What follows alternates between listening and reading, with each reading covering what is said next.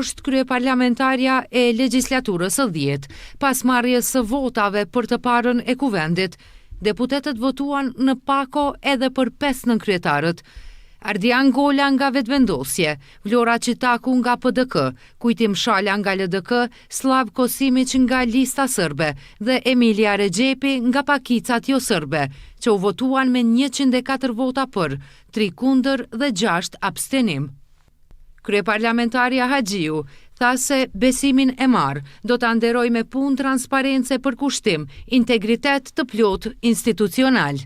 Ne sot debatojmë lirshëm në këtë sallë falë sakrificës së madhe të popullit tonë për liri, përfshir luftën çlirimtare të ushtrisë çlirimtare të Kosovës dhe kontributin e madh të grave dhe burrave që dhanë gjithçka për vendin.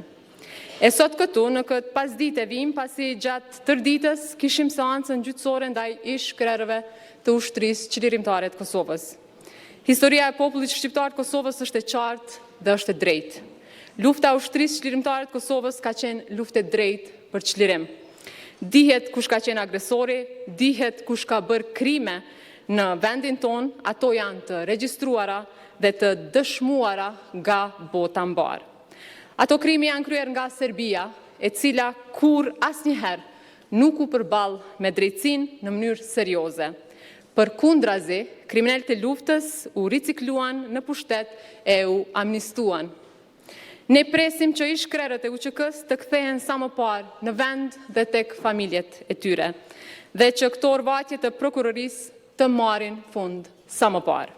Konstituimi i kuvendit i hap rrugë formimit të qeverisë së re.